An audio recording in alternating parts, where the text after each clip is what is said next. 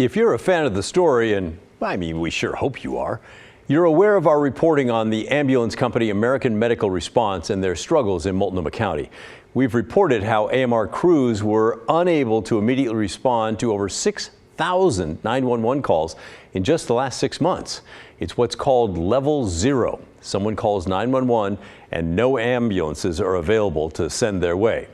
But it turns out this is not just a problem here. Investigative reporter Evan Watson spent the day in Clark County, which also uses AMR for ambulance services.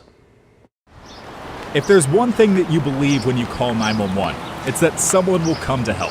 Save more lives. But hundreds of times each year, a dispatcher answers and realizes they don't have an ambulance. AMR is level 0. That they can send. Happy, we're currently level 0. We'll get someone started as soon as they're available.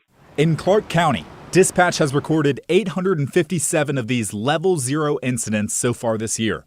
These are 911 calls for seizures, overdoses, strokes, and heart problems. Time-sensitive emergencies. Now, it's important to recognize scale here. This stack shows the 857 level 0 calls in Clark County since January.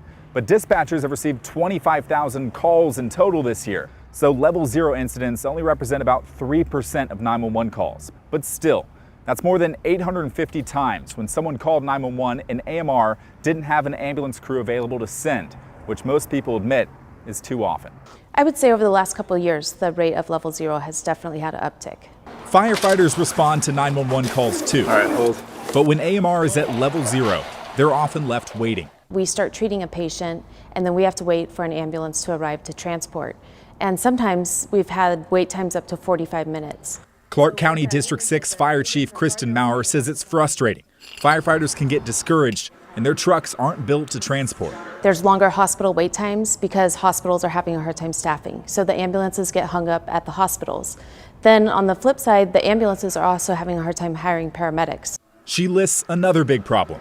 When people call 911 for non-emergencies, or they call multiple times. Like around here, people call 911 just for the stupid things like the skateboarders. AMR's service in Clark County is better than others. In Multnomah County, AMR has been at level 0 on about 10% of 911 calls so far this year, compared to about 3% in Clark County. Denise Timmons lives in Vancouver.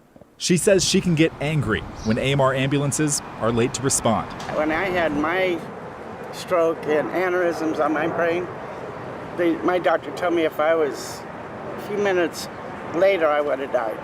But she says paramedics and EMTs need grace too.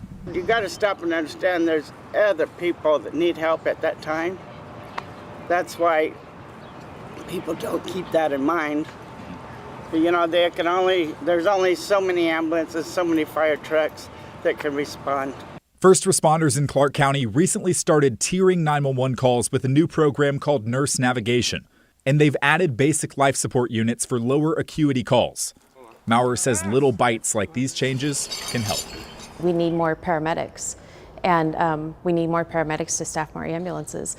But that will only fix part of the problem. We'll also need more nurses and hospital staff and hospital beds to get those patients off the ambulance so the ambulance can go back into service.